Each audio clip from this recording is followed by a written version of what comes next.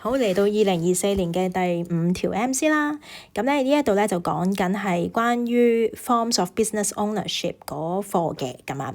咁呢度就話 ABC Studio 咧 limited 喎，咁啊首先你留意住佢有個 limited 呢隻字已經俾咗好大提示你啦。咁佢一係一個 private limited com， 一係就 public limited com 啦嚇。咁然後佢就再講埋啦。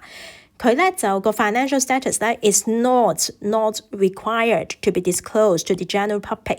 咁呢個好明顯啦，佢就係一間 private limited company 嚟㗎啦。OK， 好，咁以下邊一句關於呢間公司係正確嘅咁樣 A. Admission of new shareholders does not require a consent from existing shareholder。 呢個錯啦，呢個如果你溫書溫得熟，你就已經一睇就知道係錯嘅。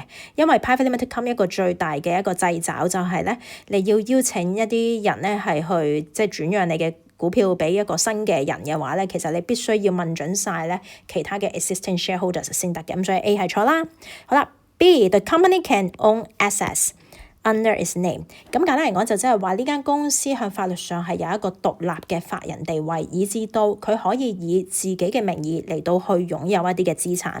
咁所以其實呢一個咧就係講緊佢係一個嘅 legal entity 嘅呢一個嘅特徵。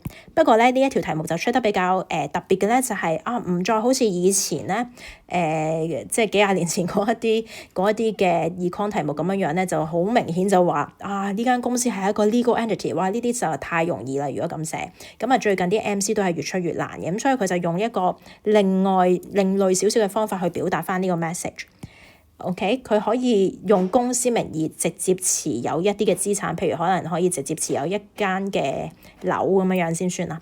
咁就即係證明佢喺法律上係一個獨立嘅法人，佢係一個 legal entity。所以呢一句咧係正確嘅，呢個就係個答案嚟㗎啦。咁我哋解埋 C、D 點解錯啦嚇 C 啦 ，company may raise capital by issuing bonds to the general public 錯嘅。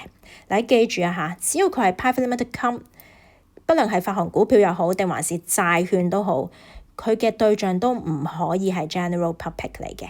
嗰啲嘅 bonds 咧都只係能夠賣翻俾自己 existing 嘅 shareholders 嘅啫。咁所以就呢個就係亦都係錯啦。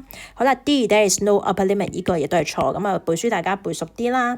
咁如果係 private limited company 咧，佢嗰個嘅 upper limit 咧其實係50人嘅啫，最多只可以有50個嘅股東嘅啫。OK，得唔得？